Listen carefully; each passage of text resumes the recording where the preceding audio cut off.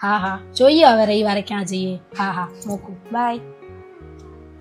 Mummy મારે આ લગ્ન પછીની પહેલી સાતમ છે તો આપણે સાતમે શું કરીએ છીએ?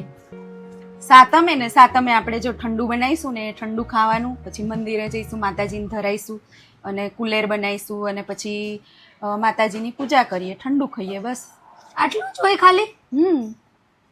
વાર્તા સાંભળીએ, પછી માતાજીની શીતળા માતાની વાર્તા હોય એ સાંભળીએ. મેં તો કેટલું સાંભળ્યું તું, બધા કેટલું કેટલું કરતા હતા. બસ આટલું જ હોય? પહેલા તો અમે ગામડે જતા હતા, સાતમે ગામડે જ જઈએ અને ગામડા જેવી અત્યારે ક્યાં મજા રહી છે અહીંયા. ગામડે તહેવારની જે મજા આવે અહીંયા આવે જ નહીં. ગામડે જઈએ ને એટલે ત્યાં તો સવારે વહેલા ઉઠીને તળાવે જવાનું, નાવા, ઘરે નાવાનું પણ નહીં. એવું? કોઈ ઘરે ના નાય, બધા તળાવે નાવા જાય. પછી તળાવે નહીં અને પછી ત્યાં છે ને બામણ બેઠા જ હોય, એમની જોડે વાર્તા સાંભળવાની, એમને દક્ષિણા આપે અને પછી બધા તો ઘણા લોકોએ તો બાધા રાખી હોય, ગલોટિયા ખાય. એવું? હા, તળાવની પારે છે ને જેણે બાધા રાખી હોય પૂરી થાય ને તો શીતળામાના ગલોટિયા ખાય. પછી ત્યાં અમારે મંદિર હતું શીતળા માતાનું, ત્યાં અમે બધા જઈએ, મેળો હોય ત્યાં, અને પછી ત્યાં બધું ઠંડુ ખાવાનું ખાય અને આખો દિવસ બસ એટલા બધા ભેગા થયા હોય, મજા આવે. અને હવે તો લોકોને કંઈ તહેવારની મજા જ નથી રહી, બધા ક્યાંક ફરવા જતા રહે ને કંઈ ભેગા થઈએ જ નહીં, આવું થઈ ગયું. અમારા જેવી જનરેશનને તો મમ્મી આ મજા મળી જ નહીં. નહીં? સાચી વાત છે, પહેલા તો બહુ મજા આવતી અને બધા કોઈ ઘરે ના, બધા ગામ સિટીમાંથી ગામડે જ જાય સાતમ આઠમ કરવા. અને હવે સવારે છે ને બધા અમે બધા ભેગા જ ખાઈએ, ઠંડુ બનાવ્યું હોય. અને સાંજે તો શું હોય, જેન્ટ્સ બધા બહાર ત્યાં નજીક છે ને આપણે સિટી, ત્યાં જમવા જતા રહે હોટલમાં, અને અમે તો આખો દિવસ જે પડ્યું હોય એ ખાઈ લઈએ. કેમ જેન્ટ્સ ને એવો રિવાજ છે હોટલમાં જમવા જવાનો મમ્મી? ના ના, એવો રિવાજ નથી, પણ ખબર નથી, પહેલેથી બધા જેન્ટ્સ લોકો તો બહાર જ જમી આવે, હોટલમાં જમી આવે એ લોકો. એવું? હા. એ લોકોને ઠંડુ નહીં ખાવાનું?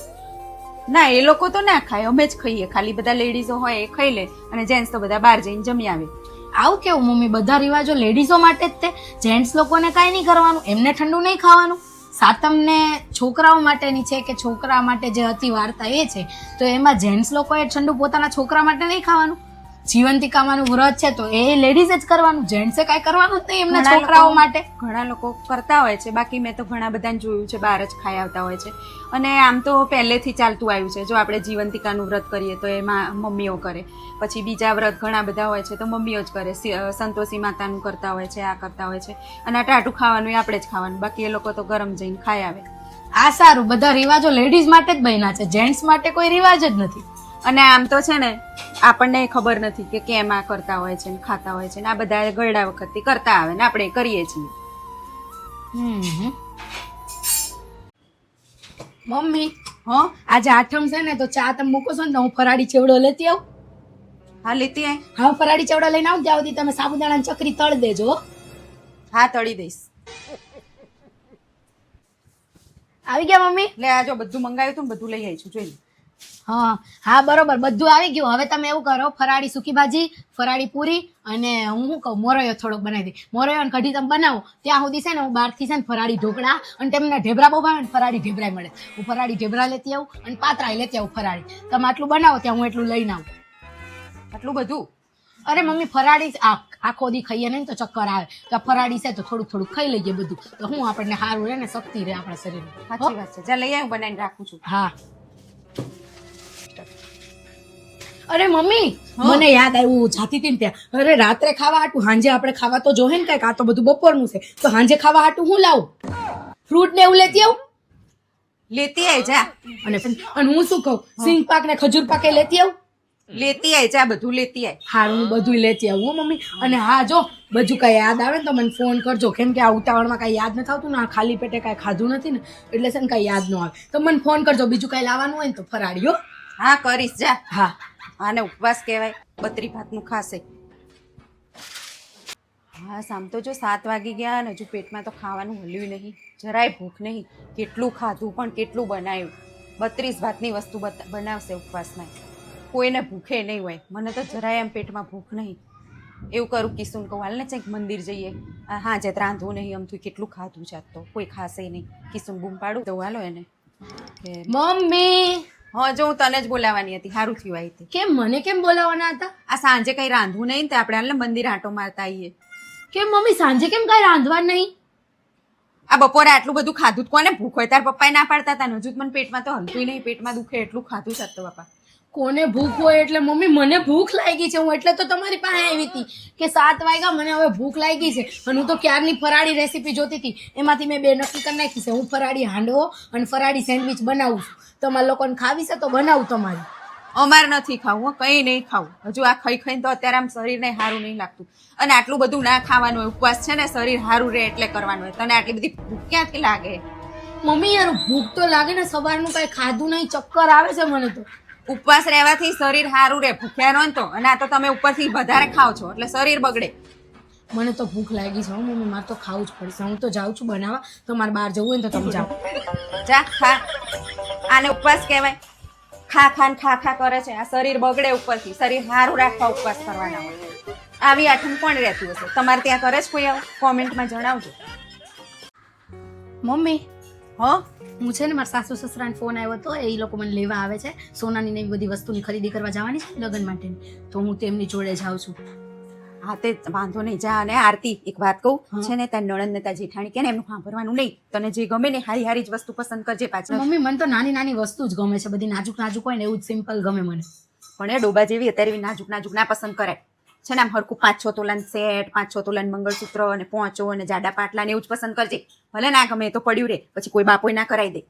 એટલે છે ને હારી વસ્તુ જાડી જાડી જ પસંદ કરવાની, મોટી જાજુ હોનું આવે. અને પછી આવું નાનું નાનું નાજુક નાજુક તો છે ને ફુરાઈ કરાવી દે. બર્થડે ને એવું બધું આવે ને ત્યારે કરાવી જ દે, પછી આવું મોટું કોઈ ના કરાવી દે.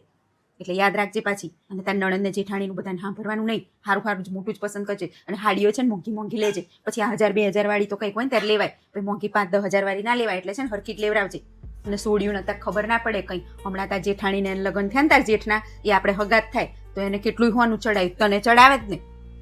પણ મમ્મી આટલી બધી વસ્તુ, મોટી મોટી વસ્તુ લઈને શું કરવાનું? અને મારા જેઠાણીને એમને વસ્તુ ચડાવી, એ મને એટલું તો લઈ જ દેવાના છે, બરોબર. પણ આપણે એવું ના સામેથી કહેવાનું હોય મોટી વસ્તુ લેવી નાની લેવી.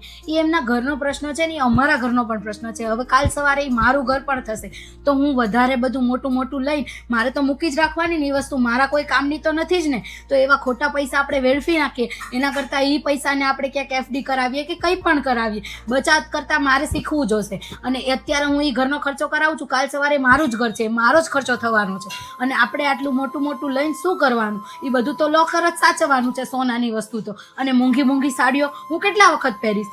2 થી 3 વખત. તો એવી 20-20 હજારની 10-10 હજારની સાડી લઈને પણ શું મતલબ છે? સાચી વાત છે. અને મમ્મી આટલી બધી લાલચ ન રખાય કોઈ પણ વસ્તુની. અને મારે એટલી કોઈ વસ્તુની જરૂર નથી, મારે સારા માણસની જરૂર છે. આટલા બધા પૈસા કે ઘરેણા એ મને ગમે એટલું લઈ દેશે ને મને એનાથી કોઈ ફરક નહીં પડે. મને એ માણસો સાચવે છે કઈ રીતે, મને એનાથી ફરક પડશે મમ્મી. પૈસા અને સોનાથી થોડો કોઈ આપણને રાખી લેવાનું છે. સાચી વાત છે પીસુ. અને આમ પણ જે વસ્તુ લેવાના છે એમના ઘરે જવાની છે, આપણે થોડી વાપરવાની. હું એ જ કહું છું, તો તને કેમ આટલી બધી લાલચ છે? મારી ભૂલ થઈ ગઈ. મને એમ કે મારી છોકરીને જાજુ સોનું આવે ને. જાજુ સોનું શું થશે? અથાણું તો નહીં થાય ને? સાચી વાત છે. ના હો બેટા, એમને જેટલી સગવડ હોય ને એટલું એ તો લઈ આપે. કોઈ માણસ ઉપર એટલો બોજો ન રખાય કે એમને આપણી સાથે વાત કરતા પણ અચકાય. અને એટલી બધી લેવાની શું આશા રાખવાની મમ્મી? સાચી વાત છે. કાલ સવાર તારા ભાઈનું થશે તો મારે નહીં આપવું. હા, કાલ સવારે એની મારા ભાભીની મમ્મી આવું તારા જેવું કહેશે તો તારે કેટલું મોટું દેવું થશે? તાર પાસે છે એટલા પૈસા?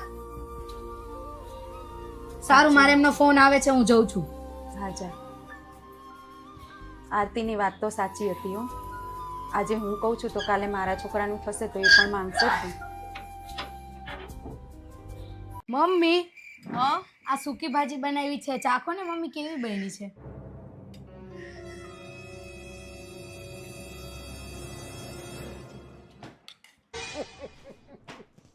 કેવી બનાવી છે સૂકી ભાજી તે? કેમ મમ્મી, શું થયું? અંદર નહીં મીઠું, નહીં ગળપણ, નહીં ખટાશ, કંઈ જ નાખ્યું નહીં, નહીં મરચું નાખ્યું. આવી હોતી હશે? જેમ બરાબર બનાય, ચાખ પહેલા હરખી અને પછી બનાય. સારું મમ્મી. અરે ભાજી તો એકદમ મસ્ત બની છે હો, પણ મારે વખાણ તો કરાય નહીં ને, પછી માથે છાણા થાપ્યા તો. નામે છેવટે સાસુ છું એટલે મારે એની ખોટ તો કાઢવી જ પડે.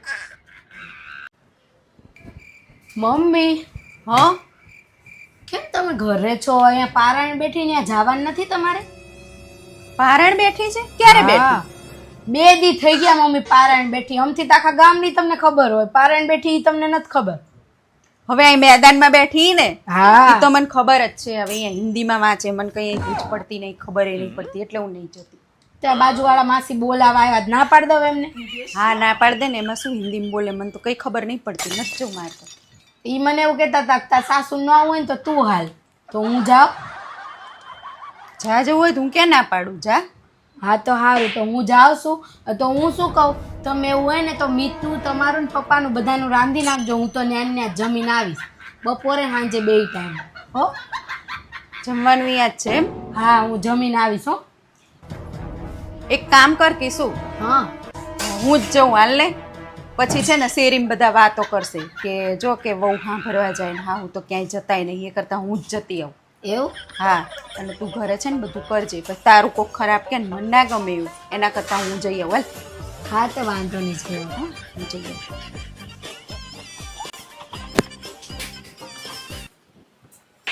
આ મારા હાઉ છે ને 1 નંબરના ખાઉધરા છે.